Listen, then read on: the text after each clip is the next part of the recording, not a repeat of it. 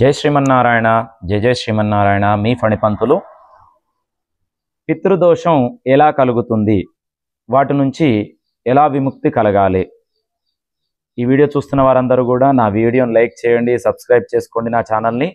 ఇక విషయంలోకి వచ్చినట్లయితే, పితృదేవతల యొక్క దోషానికి ముందుగా మనకు కలిగేటువంటి సూచనలు ఏమనగా అంటే, ఎవరైతే మాతాపితృలకు శ్రాద్ధం పెట్టరో వారి ఇంట మనశ్శాంతి లోపిస్తుంది, ప్రశాంతత కోల్పోవడం జరుగుతుంది, ఆర్థిక ఇబ్బందులు కలుగుతూ ఉంటాయి, మీ యొక్క పిల్లల యొక్క ఆరోగ్యం అనేది స్థిమితంగా ఉండదు.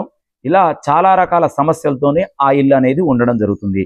మరి అలాంటి వారు విముక్తి పొందాలి పెద్దల నుంచి అన్నట్లయితే ఏం చేయాలి అంటే, రేపు వచ్చేది మహాలయ అమావాస్య అండి. తెలంగాణలో పెతరమావాస్య అని చెప్పేసి అంటారు. మరి ఆ రోజు నాడు మీ యొక్క పెద్దలకు మీరు కాస్త అన్నాన్ని ఒక ముద్ద మాదిరిగా తయారు చేసుకొని తెల్ల జిల్లేడు ఆకయందు ఉంచి కాకులకు నివేదనగా పెట్టండి. పెట్టినట్లయితే మీ యొక్క పెద్దల ఆత్మకు శాంతి చేకూరి మీపై కోపం అనేది తగ్గిపోయి ఆ తర్వాత దాని నుంచి విముక్తి పొందడం జరుగుతుంది. ఎవరైతే రేపు పెతరమావాస్య రోజు ఖచ్చితంగా తెల్ల జిల్లేడు ఆకుయందు మీరు ఒక అన్నం ముద్ద పెట్టి కాకులకు నివేదన చేయండి.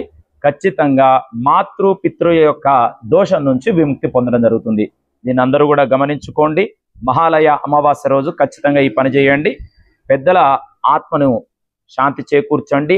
ఆ యొక్క దోషం నుంచి మీరు విముక్తి పొందండి. నా వీడియో చూస్తున్నందరికి కూడా శ్రీ పంచముఖ అభయాంజనేయ స్వామి ఆశీస్సులతో మీ ఫణిపంతులు. జై శ్రీరామ్, జై శ్రీమన్నారాయణ.